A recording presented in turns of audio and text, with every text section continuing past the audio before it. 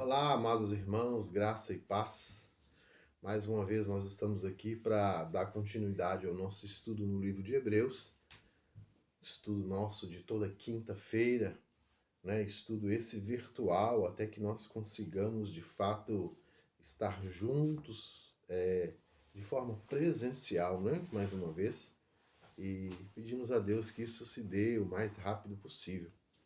Para darmos continuidade aqui, eu te convido a estar orando nesse momento, fazendo uma oração de gratidão ao nosso Deus e também pedindo a Ele que nos abençoe, que nos guarde e que traga entendimento ao nosso coração acerca da sua palavra que será lida e que será estudada em nome de Jesus. Amém?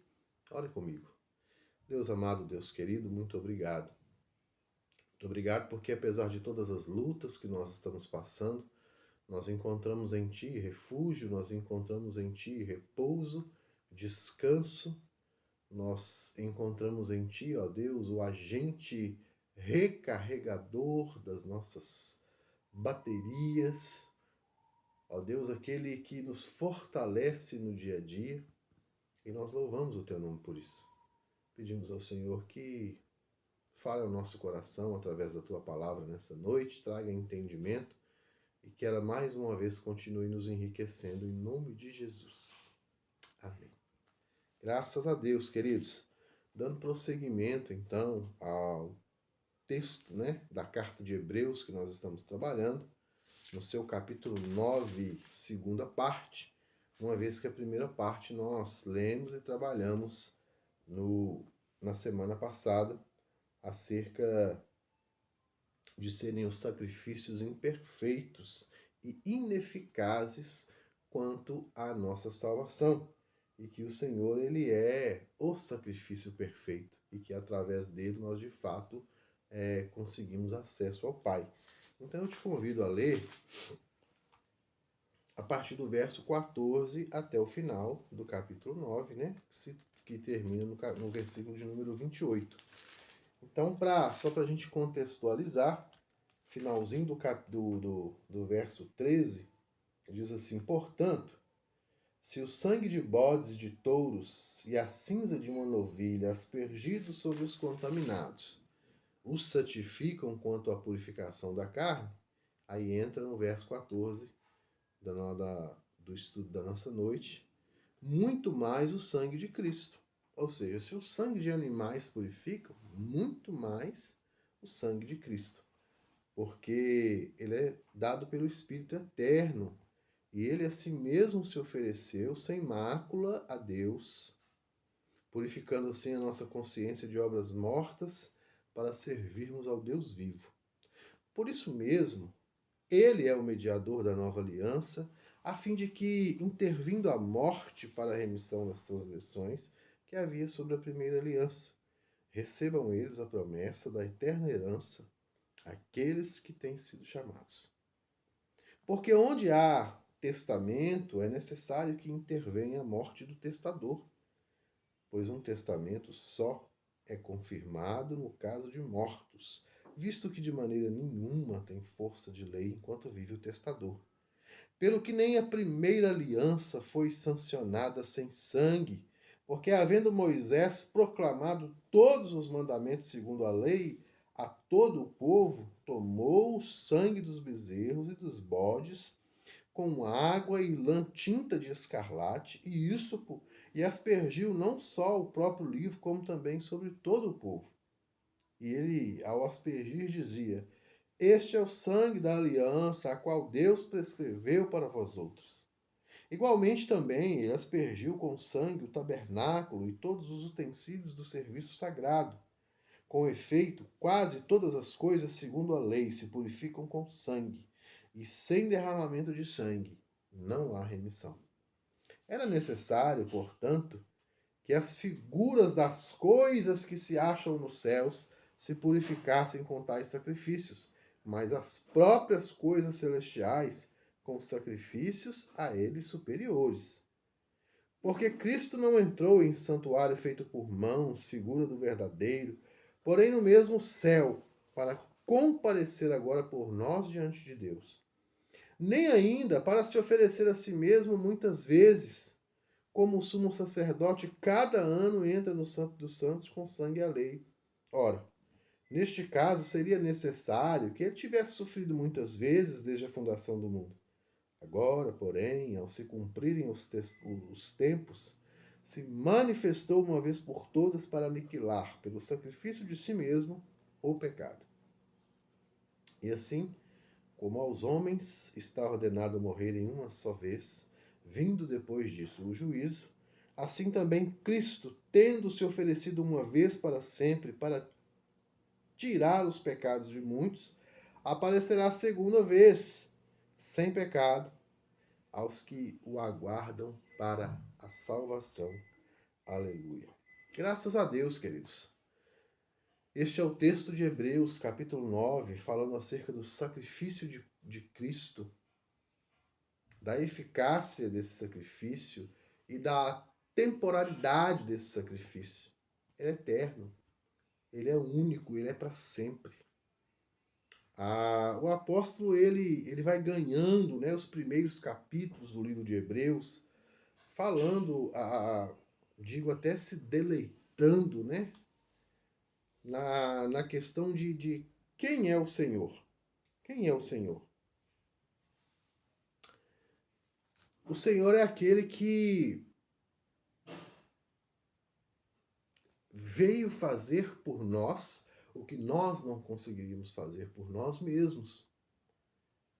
O Senhor é aquele que veio confirmar tudo aquilo que já estava predito. Então, o autor do livro de Hebreus, ele começa focando em quem é Jesus e o que ele veio fazer. Não é verdade? Ele trabalha essa questão do mediador supremo, né? Do mediador que traz uma melhor aliança do que aquela que já se tinha, porque a aliança que ele traz ela é capaz de cumprir o que a outra aliança ela só apresentava. Né? E ele é o sacerdote de um melhor tabernáculo, como nós vimos, né? Nas lições passadas, porque por mais suntuoso que fosse o tabernáculo feito por mãos humanas, ele apenas apresentava as coisas celestes. Mas ele não dava condição para que o ser humano chegasse até elas. E Jesus ele é o sacerdote de um melhor tabernáculo, porque o tabernáculo dele já é o céu. O tabernáculo dele não apresenta o céu, ele já é o céu.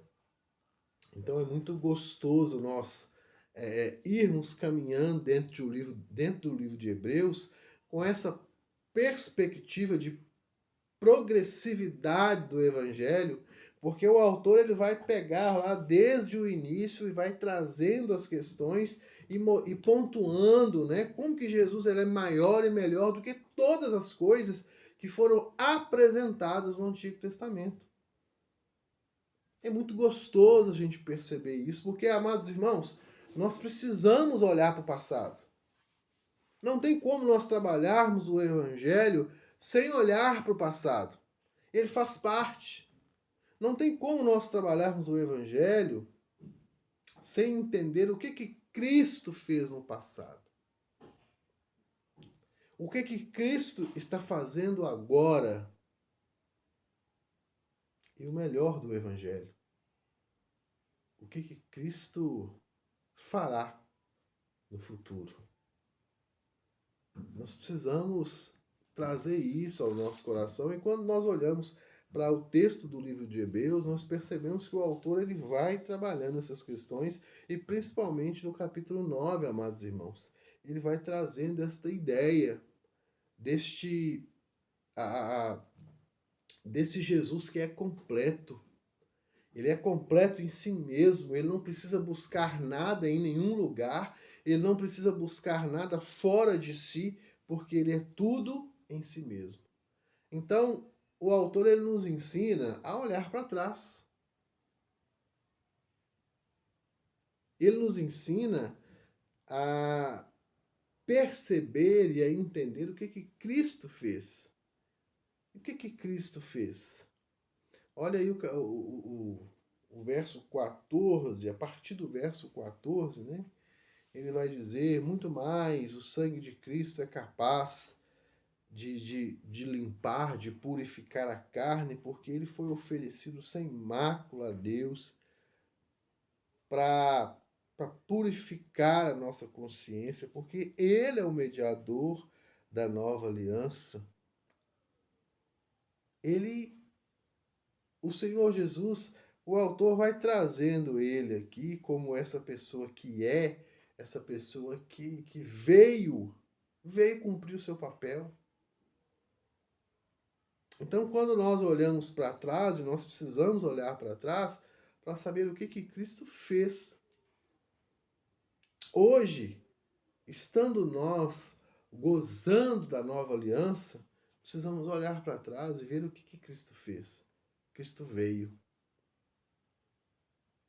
E esta vinda, ela é tremenda, irmãos, porque ela é a personificação de tudo aquilo que era simbologia, de tudo aquilo que era feito para demonstrar, de tudo aquilo que era feito para apresentar. Nós tínhamos ali o tabernáculo, ele era, e a sua confecção era suntuosa, porque ele era a aparência do céu. Nós tínhamos ali o sacerdote, que era a aparência do Cristo, que era o mediador, que levava, mas aquele sacerdote, ele também precisava se santificar. E quando nós olhamos para Cristo, ele é o melhor sacerdote, por quê? Porque ele não precisa se santificar. É aquilo que eu falei, ele já é tudo em si mesmo. E ali nós temos o sangue do cordeiro, dos bois, dos carneiros que eram colocados ali, aspergidos em sacrifício.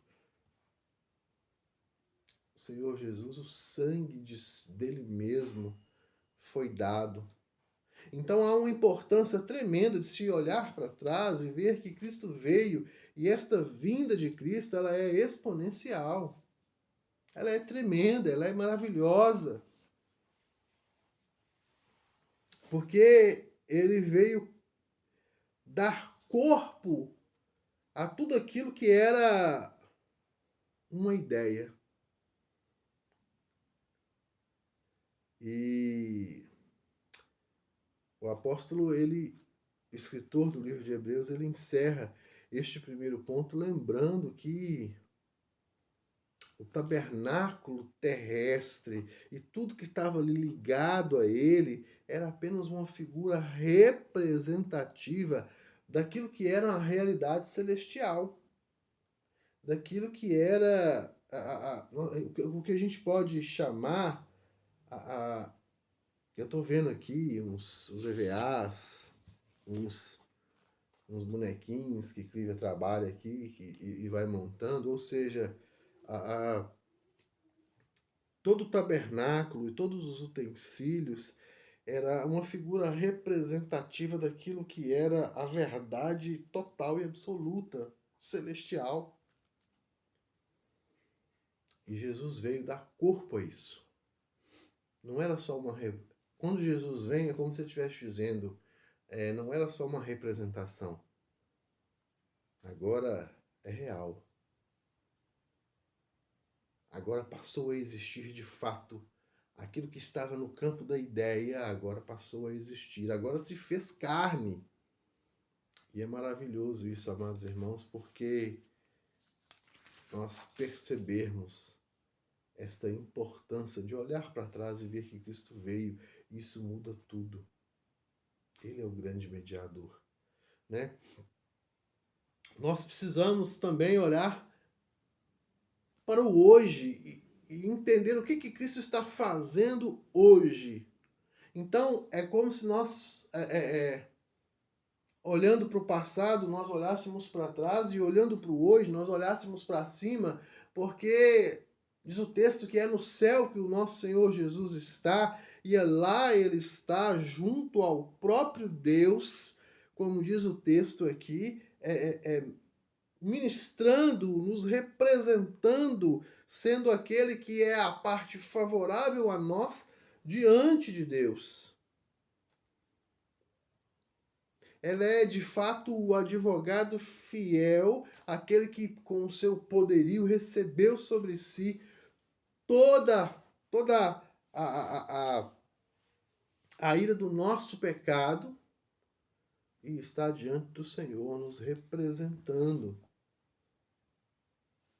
A partir do verso 24, porque Cristo não entrou em santuário feito por mãos, figura do verdadeiro, porém ele entrou no céu para comparecer, né? Para estar diante de Deus, sendo favorável a nós. Isso é maravilhoso, amados irmãos, porque o Senhor não está, o nosso Senhor Jesus, ele não está num estado de humilhação. O estado de humilhação dele foi enquanto carne. O Senhor Jesus hoje, ele não está em estado de humilhação, ele está sim sendo favorável a nós, comparecendo diante de Deus a nosso favor, mas não de uma forma, como que a gente pode dizer, ele está de uma forma soberana, né? É de uma forma tremenda. O Senhor Jesus assumiu para si todo o pecado que nos separava e disse, olha, está resolvido. Ele não chega no céu num estado mais de humildade, chorando. Ele não está insistindo diante de Deus, agonizante diante do Senhor para que nós sejamos aceitos. Não, isso acabou aqui, isso acabou na cruz. A partir do momento que o Senhor está ressurreto, ele está ressurreto em toda a sua glória. Ele está diante de Deus como aquele que chamou para si a nossa responsabilidade. Deixa comigo, eu resolvi, acabou. Amados irmãos, fazendo uma analogia aqui, assim, que não está nem aquém, né, da situação, mas eu lembro muito, assim, o que veio à minha cabeça foi o jogador Romário, lá na Copa de 94, quando ele falou, olha, eu vou resolver essa Copa e deixa comigo. E no final da Copa ele falou, ó, eu resolvi. Eu falei, deixa comigo e eu resolvi. Tá aí, o tetra é nosso. Então, eu acho que nós precisamos ter essa visão. Porque quando nós, muitas vezes, quando nos é colocado que o Senhor é o nosso advogado, que o Senhor, como diz o verso 24, é aquele que comparece diante de Deus a nosso favor. É como se, talvez na cabeça de muitos, é como se o Senhor Jesus continuasse agonizante ali pelos nossos pecados diante de Deus. Não, isso acabou. Ele assumiu para si. E ele dá conta. Então hoje ele está à destra do Pai, e a melhor forma de nós entendermos isso é saber que ele continua à destra do Pai. E diz o texto de Apocalipse que ainda quando ele voltar na sua segunda vinda, ele vai voltar sem deixar o céu. Tamanha a sua grandeza. É maravilhoso, irmãos, nós sabemos que o Senhor Jesus, ele é aquele que, de fato, assumiu sobre si as nossas dores, levou sobre si o nosso pecado, para dele não se lembrar mais. É isso que o Senhor Jesus está fazendo hoje. Então nós precisamos olhar para trás e ver que ele veio, e esta vinda é importantíssima porque ela dá corpo a tudo aquilo que se falava, a toda a profecia. O Senhor Jesus hoje é importante que nós o tenhamos como Deus, aquele que levou sobre si todos os nossos pecados, toda a culpabilidade dos nossos pecados, e ele ainda é capaz de todo aquele que nele crê, ele dar a total liberdade desses pecados, porque é isso que ele está fazendo hoje como Deus, não mais como sofredor, não mais como um estado de penitência, mas em total poder e glória e graça. E nós precisamos olhar para o futuro, e talvez seja isso que nos sustente, né? Talvez seja a grande força da nossa fé, é isso, é olhar para o futuro, e ainda que as coisas estejam ruins demais aqui hoje, aqui agora, nós precisamos olhar para o futuro e saber e ter a certeza, a convicção no nosso coração do que o Senhor vai fazer no futuro. No passado ele veio e confirmou tudo. O presente, ele zela por nós. E no futuro ele vem para consumar todas as coisas. Ele vai, diz o texto, aparecer no céu e vir à terra. Amados irmãos, nós não vimos a nossa época, né, de milênios, ela não viu quando o Senhor Jesus veio à terra pela primeira vez. Nós não conseguimos enxergar isso que aconteceu, essa consumação, essa concretização daquilo que os profetas falavam e aquela coisa toda. Nós não vimos hoje, nós não conseguimos enxergar hoje o nosso Senhor Jesus de uma maneira física, mas nós o amamos, nós nos alegramos porque ele vai voltar, por essa certeza de que ele vai voltar, de que ressoada a trombeta, o Senhor Jesus retornará para nos buscar. E é interessante isso, porque, amados, ele não vai mais vir tratar do pecado. O pecado já está sendo tratado. Ele não vai mais salvar pecadores. Ele vai vir para juntar aqueles que foram salvos pelo derramamento do seu sangue. Lembra que está escrito aqui? Sem derramamento de sangue não há remissão. Ele derramou o seu sangue, portanto, vai haver remissão. Está havendo remissão. Então, quando o Senhor Jesus voltar, ele vai voltar para juntar esse povo. O processo de seleção, apesar de, na sua completude, já ter sido feito pelo Senhor, ele continua acontecendo hoje, agora. Nós estamos aqui falando e ouvindo da palavra de Deus e isso está gerando em nós alguma coisa e o processo de separação está acontecendo. Daqui a pouco Jesus vem só buscar. Só buscar. Louvado seja o nome do nosso Senhor. Ele é maior do que todos. Seu ministério é maior do que todos. O lugar onde ele está é maior do que todos. Ele veio, queridos irmãos, e concretizou aquilo que era falado. Hoje, ele é aquele que advoga por nós, é aquele que comparece diante de Deus por nós e aguardando o dia de vir e juntar os que são seus. É tremendo esta soberania da nova aliança sobre a aliança antiga. É avassalador.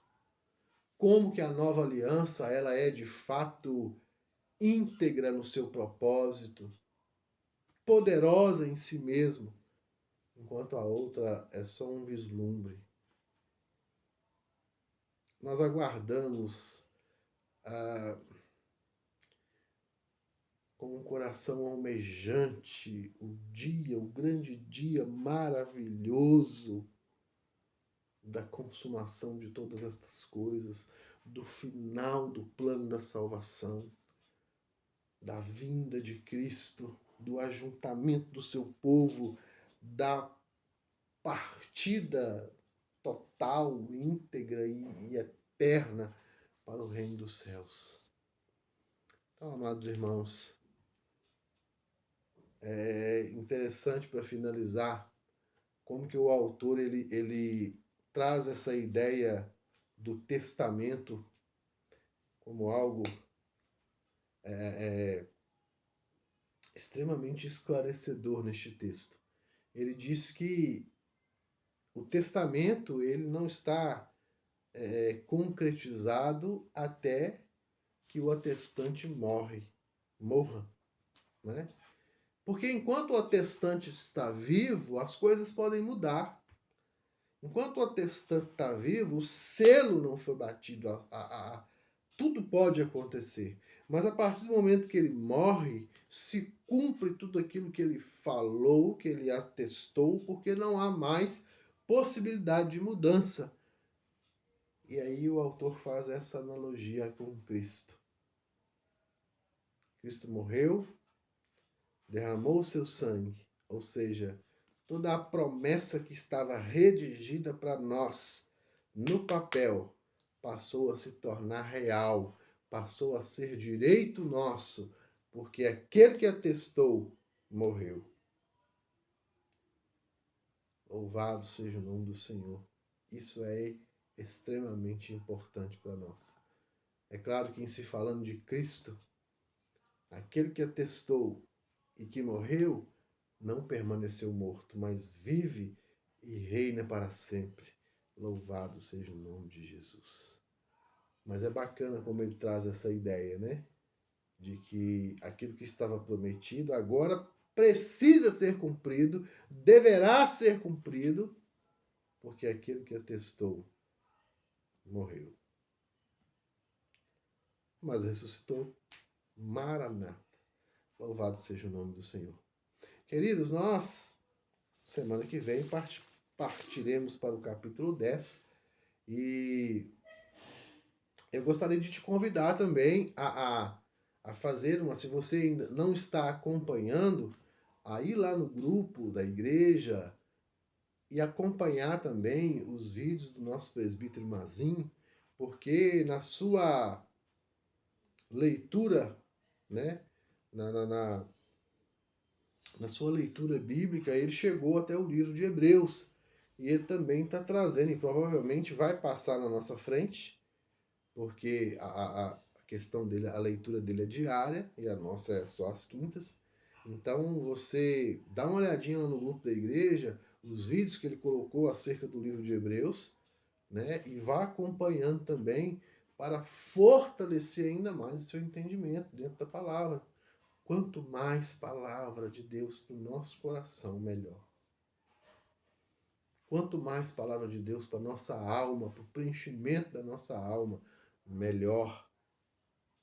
Então estude aqui, estude com nosso irmão Mazinho, o livro de Hebreus, leia a palavra de Deus, releia, se debruce neste livro, né? Porque é riqueza de Deus, principalmente para o nosso tempo.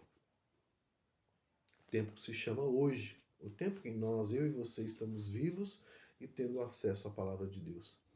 Que Deus nos abençoe poderosamente, abençoe você e a sua casa.